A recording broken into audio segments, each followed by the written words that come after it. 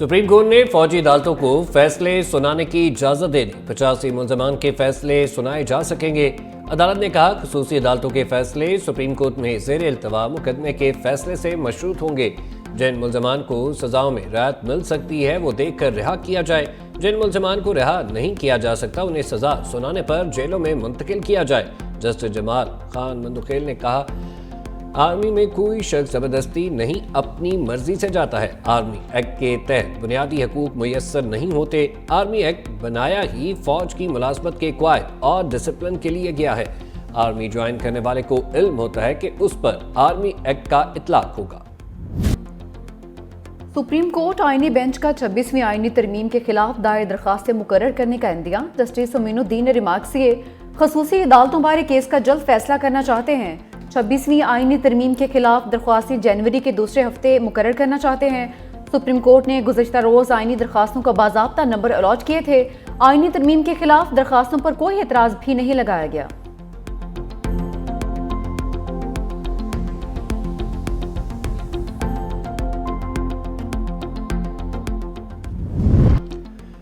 D चौक से गिरफ्तार मुलजिमों को शनाख्त परेड पर पेश क्यों नहीं किया गया। इस्ताद दहशतगर्दी अदालत के जज अब्दुल हसना जुल्करनैन ने डीसी इस्लामाबाद को बुला लिया। कहा डीसी पेश होकर बताएं शनाख्त परेड वाले मुलजिमों को क्यों पेश नहीं किया जा रहा।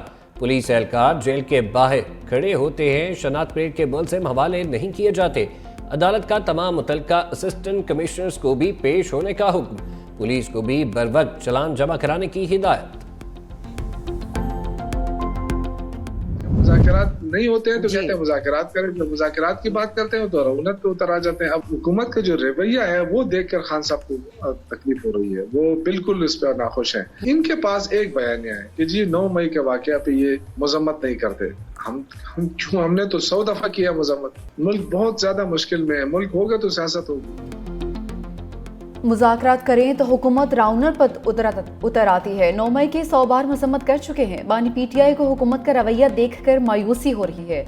इन हालात में मुज़ाकरात होते हुए नजर नहीं आ रहे। रहनुमा पीटीआई शौकत यूसुफजई की 365 न्यूज़ की morning show rice and shine में गुफ्तगू। कहा कि मुल्क होगा तो सियासत होगी। हुकूमत मुज़ाकरात को सबूताज करना चाहती है। इस मुल्क के बंद होने की फिक्र ही नहीं।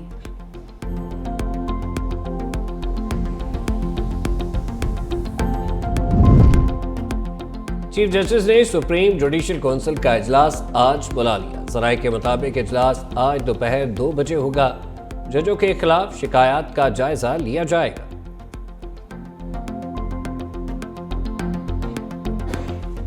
खसूसी तौर पे लबनान के वजीर आजम का शुक्रिया अदा करते हैं कि उन्होंने वजीर आजम से कहा कि अगर आपके पाकिस्तानियों के पास पासपोर्ट है तो उसको आप लबनान में दाखिले का वीज़ा समझें और हम उन्हें खुशामदेद कहेंगे और बाहिफाजत पाकिस्तान पहुंचने के लिए अपने वतन से राहदारी देंगे।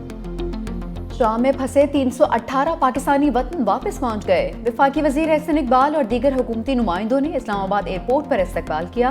कहा शहबाज शरीफ ने लिबनान के वजीर आज़म से पाकिस्तानियों की वापसी के लिए बात की थी।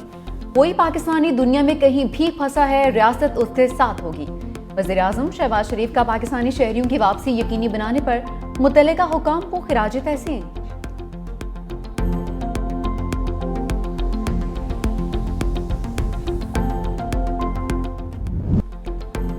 पाकिस्तान स्टॉक मार्केट में उतार चढ़ाव। 100 इंडेक्स 1,15,000 की नफसियाती हद अबूर करने के बाद वापस आ गया। इंडेक्स 106 पॉइंट्स इजाफे से 1,14,287 की सतह पर ट्रेड।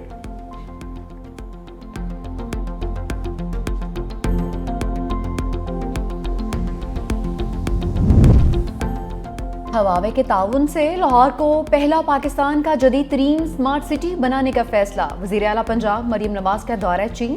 शंघाई के डिस्ट्रिक्ट लॉन्गकॉन्ग के हवावे टेक्नोलॉजीज आमद।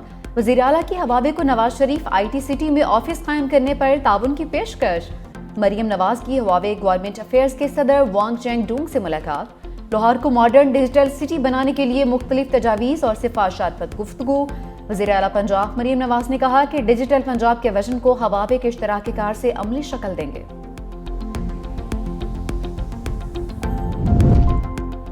पाकिस्तान और चीन की ज़री शराकतदारी में तरक्की की राहें हमवार। दोनों ममालिक में मसनूई जहानत पर मबनी ज़री आलात के मुआहदे पर दस्तखत। वफाकी वज़ीर एहसन इकबाल का 1000 ज़री माहिरीन चीन भेजने का ऐलान। रोबोटिक टेक्नोलॉजी का मकसद पाकिस्तान की इक्तिसादी तरक्की में इनकलाब बर्पा करना है।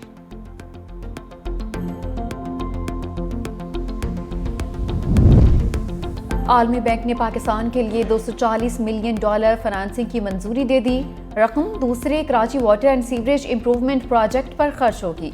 मंसूबे के तहत पानी की सफाई और दोबारा इस्तेमाल के दायरा कार को वसी किया जाएगा।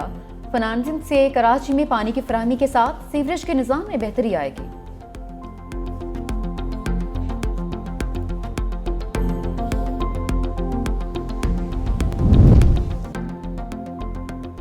FIA मुल्तान सर्कल के अफसरान पर भत्ता वसूली का इल्जाम। मुतासर शहरियों ने FIA मुल्तान जोन के खिलाफ थाना पिंडी भटिया में कत्ल का मुकदमा दर्ज करा दिया। मतन में कहा रकम से इनकार पर FIA मुलजमों ने फायरिंग की। आबिद अली जांबहक मोहम्मद शरीफ जख्मी हुआ। FIA मुल्तान जोन ने भी इक़दाम कत्ल का जवाबी मुकदमा दर्ज करा दिया। FIA का मामले पर महकमाना कार्रवाई का फैसला। बालाई इलाकों में कड़ाके की सर्दी, शदीद बर्फबारी से निज़ाम ज़िंदगी भी गरम भरम। 24 घंटे के दौरान लेह में पारा -9 तक गिर गया।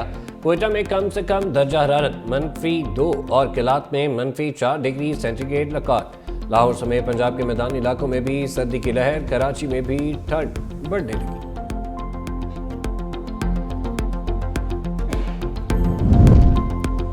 कराची में सर्दी बढ़ते ही गैस की किल्लत। औरंगी टाउन सेक्टर B14 में 1 माह से गैस की सप्लाई बंद। मकीन लकड़ियां जलाने पर मजबूर। शहरियों की हुकूमत से फौरी गैस फराहम करने की appeal.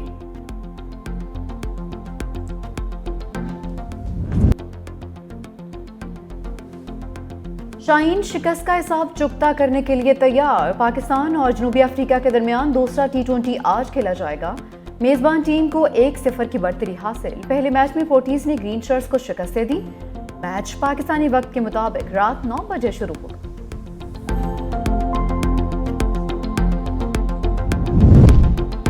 Gillespie Mustafi, Aqib Javed red ball के भी कोच मुकर्रर। बतौर रेड बॉल कोच जनूबी अफ्रीका के खिलाफ सीरीज पहली असाइनमेंट होगी। जराये के मुताबिक जेसन गिलेस्पी ने जनूबी अफ्रीका जाने से इनकार कर दिया था। वो अपने नायब टिम नेल्सन के मुआहदे में तौसी ना होने पर नाराज थे। जेसन गिलेस्पी गैरी क्रिस्टन के मुसाफी होने के बाद दोनों फॉर्मेट के हेड कोच बनना चाहते थे।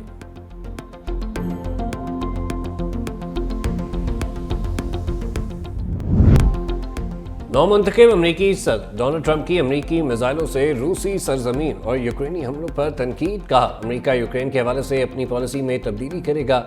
इत्तफाक नहीं करता कि इस तरह रूस के कई मील अंदर तक मिसाइलों से हमला किया जाए। ऐसा करके हम जंग को बढ़ावा दे रहे हैं।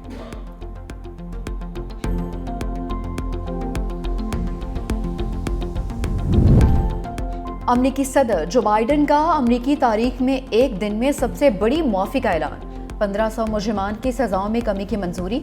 मुआफ़ी पाने वाले 39 मुजरिम अदम तशद्दुद के जुर्म के मुर्तकिब थे। अमरीकी मीडिया के मुताबिक कैदियों की सजाओं में कमी और मुआफ़ी सदर के अपने बेटे हंटर बाइडन को गन और टैक्स केस में मुआफ़ी देने के दबाव के बायस है।